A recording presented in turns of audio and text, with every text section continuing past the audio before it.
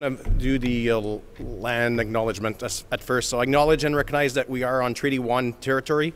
This land is the traditional territory of the Anishinabeg, Cree, Oji-Cree, Dakota, Dene peoples and the national homeland of the Red River Métis. J'aimerais reconnaître que le territoire sur lequel nous nous trouvons est visé par le traité numéro 1. Il s'agit du territoire ancestral des Anishinabes, des Cris, des Oji-Cree, des Dakota, des Dene et du territoire national des Métis de la Rivière-Rouge. Thank you. And at this point, I would like to invite Superintendent Scott McMurchy, Acting Criminal Operation Officer of D Division RCMP. Sir? Thank you, Corporal Portlands. Good afternoon and welcome everyone. Thank you for coming. Before I get started, it is important to note that the information that we are about to share with you may be disturbing to members of the public, particularly those families and individuals that have been directly impacted by sexual assault. Unfortunately, we are here today to tell you about an 8-year-old girl who was assaulted by someone that she trusted and to ask for your assistance and that of the public for any other victims to come forward. It was reported to us that this young girl from Little Grand Rapids First Nation was alone with the local Roman Catholic priest. She was helping him clean the church when he touched her inappropriately. She said and told our investigators that when she tried to leave, he forced her to remain in the building. Finally, able to get free, she ran home and told her mother what happened. Her mother, thankfully, reported to the authorities. RCMP officers in Little Grand Rapids began to investigate, learning what happened to the girl and subsequently arrested the priest, Arul Saveri. Saveri is charged with sexual assault, sexual interference, sexual exploitation of a young person, luring a child, and forcible confinement. Saveri remains in custody at this time. Additional youth have been identified as potential victims. Investigators believe there may be more. Saveri also provided religious services to the community of Pangasi First Nation, so that community too may have victims. Mr. Saveri has been in Canada for 6 years. He is from India, and his religious authorities fall under the Archbishop of St. Boniface. To the best of our knowledge, he has only served in Little Grand Rapids and Pangasi while in Canada. We do not wish to traumatize or further traumatize the young victim by sharing her experience in such a public manner. However, we believe that other children may have been harmed in a similar way. We ask anyone with information or anyone who is a victim to contact the Little Grand Rapids RCMP, and they can do so at area code 204-397-2249 or by attending the local RCMP detachment. If anyone in the public or a family member is affected by sexual assault, please know that there are services available to assist you. One of those service providers is Clinic. Clinic's sexual assault crisis line is toll-free, and they can be reached at 1-888-292-7565. I'll repeat that for clarity, 1-888-292-7565. As well, Manitoba Justice Victim Services is another resource for those affected by serious crimes. Manitoba Justice Victim Services can be reached at 1-866-484-2846. Once again, this investigation is unfolding as we speak, and we will continue to work to find justice for those affected. Thank you for coming today. I'll now answer any questions that you may have, or perhaps we will provide the remarks in French. Thank you. Thank you very much, sir. Encore une fois, merci beaucoup d'être venu aujourd'hui. Il est important de noter d'emblée que les informations que nous nous apprêtons à partager avec vous peuvent perturber le public, en particulier les familles et les personnes directement touchées par les agressions sexuelles. Malheureusement, nous sommes ici aujourd'hui pour vous parler d'une fillette de 8 ans qui a été agressée par une personne en qui elle avait confiance. et pour vous demander de l'aide à offrir une opportunité à d'autres victimes de se manifester. On nous a rapporté que cette jeune fille de la Première Nation de Little Grand Rapids était seule avec le prêtre catholique local. Elle l'aidait à faire le ménage dans l'église lorsqu'il l'a touchée de manière inappropriée. Elle a déclaré que lorsqu'elle a essayé de partir, il l'a forcée à rester dans le bâtiment. Ayant finalement réussi à se libérer, elle s'est précipitée chez elle et a raconté à sa mère ce qui s'était passé. Sa mère a immédiatement fait intervenir les autorités et a rapporté les événements. Lorsque les agents de la GRC de Little Grand Rapids ont commencé à enquêter, ils ont appris ce qui était arrivé à la jeune fille et ont arrêté le prêtre Harold Savary. Savary est accusé d'agression sexuelle, d'attouchement sexuel, d'exploitation sexuelle d'un adolescent, de leurre d'enfant et de séquestration. Savary est toujours en garde à vue. D'autres jeunes ont été identifiés comme des victimes potentielles et les enquêteurs pensent qu'il pourrait y en avoir d'autres. Savary fournissait également des services religieux à la Première Nation de Pongassi, de sorte que cette communauté pourrait également compter sur des victimes potentielles. Savary est au Canada depuis 6 ans. Il est originaire de l'Inde. Ses autorités religieuses relèvent de l'archevêque de Saint-Boniface. À notre connaissance, il n'a servi qu'à Little Grand Rapids et à Pongassi pendant son séjour au Canada. Nous ne souhaitons pas traumatiser davantage la jeune victime en partageant son expérience de manière aussi publique, mais nous pensons que d'autres enfants ont pu subir un préjudice similaire. Nous demandons à toute personne ayant des informations ou à toute victime de communiquer avec le détachement de Little Grand Rapids de la GRC. Ils peuvent le faire en composant le 204-397-2249 ou en se présentant au détachement s'ils sont dans la région.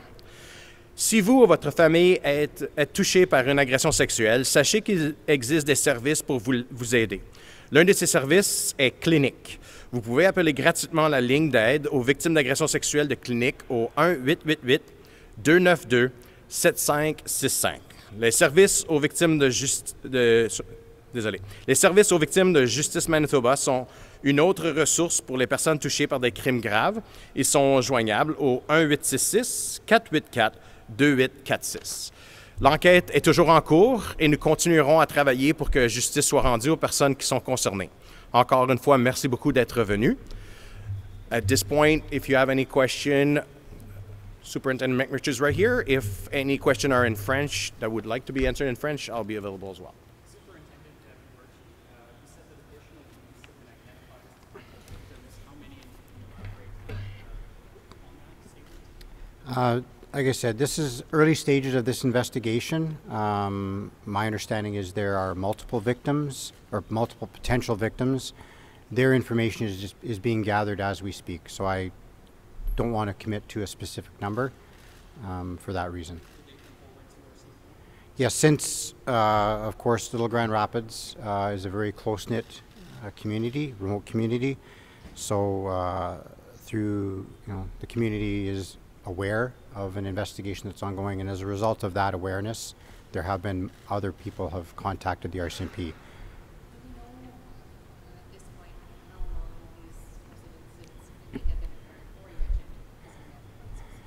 Yeah, so it's my understanding that Mr. Savary has been in the community for providing religious services for the community for approximately 6 years. Dating back, can't speak to the specifics. The one specific that I did mention today is something very recent. It happened here just within the last week. And you mentioned other victims, potential victims. For these incidents all take part inside the church as well, or will they not? That I don't have information whether or not they were specific to a church or other location in the community. Some of the other potential victims also attend the church.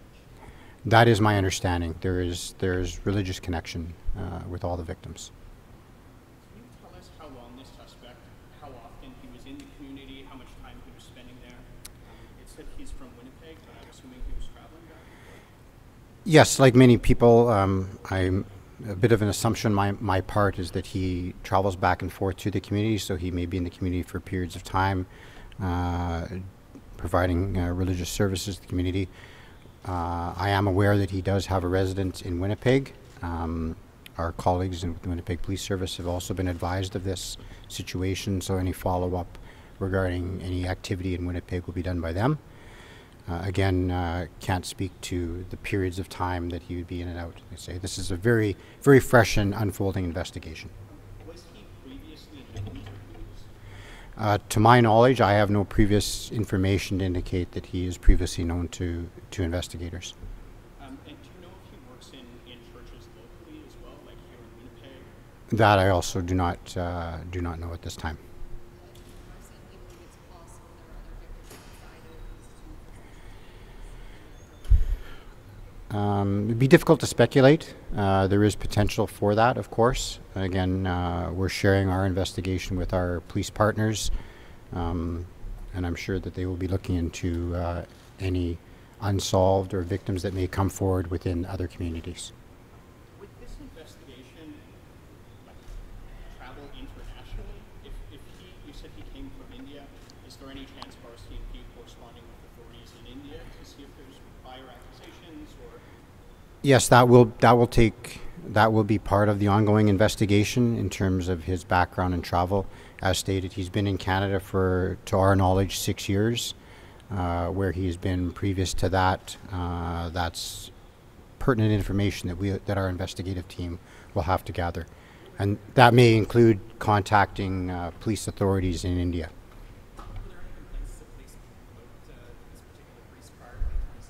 Not to my knowledge. I know you can't speak so much about this particular incident, but are you able to say, you said here that not able to leave, the victim is unable to leave the church building. Are you able to say how long this whole incident occurred, its hours? I don't have the particulars. The only information I have is that the young girl attempted to leave and was unable to leave for a period of time. I don't have the specific, whether it was minutes, minutes or hours. I don't believe it was terribly long, but it was significant. Was it on a Sunday? Was it after church? Again, my understanding is the young girl was asked to help clean the church. Whether that was after a service or after some other community event, I'm not privy to that. Do you know who asked her to come and help clean the church, or was it the suspect? It is my understanding that the suspect asked her directly. What kind of support is the RCMP giving her and her family? As I mentioned, we have victim services workers through Manitoba Justice within the community. As well, Child and Family Services are fully engaged in this matter. Why is he a testimony? Just due to the age of the victim. Depending on the nature of the investigation and if there's assistance required by ourselves, it would be a request from us. Are you able to say if it was typical for a child to stay to help in the church with this priest? To me, and this is only my own, this girl is young to be doing that type of an activity. But that being said, I'm not, I don't live in the community of Little Grand Rapids First Nation. So this may be a normal practice, but I can't speak to that. Are police working with authorities in the community? I'm thinking council or something along those lines. Yes, local First Nation leadership in the community has been engaged on this matter, so they're aware of the ongoing investigation. As well, our commanding officer reached out and spoke to the Grand Chief, Assembly of Manitoba Chiefs, Grand Chief of Southern Chiefs Organization, as well as Regional Chief for the Assembly of First Nations. Where is he in custody? He will be in custody in Winnipeg. No, he was arrested in the community, but he's been held in custody, so I'm certain that he is here in Winnipeg in the remand center. What day was he arrested? Again, sorry for a little bit of scant on details. He was arrested the day after this event, or the day of the event that took place. I don't have the specific date and time of the arrest. But it was this same day. Yes, that's correct. I would like to Absolument.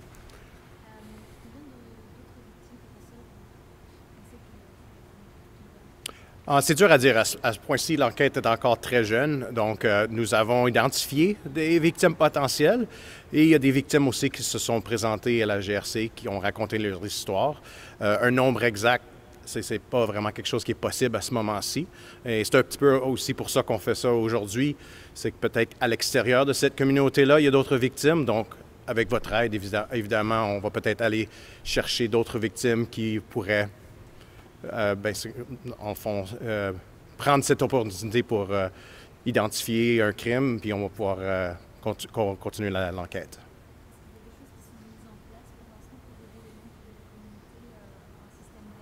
Oui, absolument. Donc, on travaille en constante interaction avec le chef de la communauté, le chef et les conseillers de cette communauté-là. C'est les meilleures ressources, évidemment, pour nous aider dans nos enquêtes. Ils connaissent tout le monde dans la communauté. On travaille avec la protection des enfants aussi. Et on a aussi les services aux victimes de Justice Manitoba aussi. Donc, ils sont tous en contact avec nous. Puis, à la mesure qu'ils ont besoin de quelque chose, on va faire notre possible pour leur donner. Pas de problème.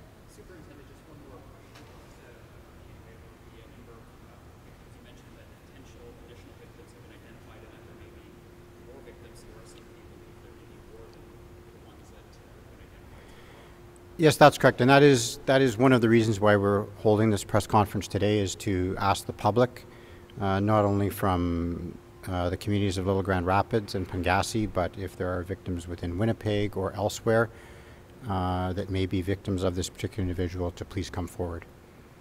Do police believe other potential victims would be around the same age?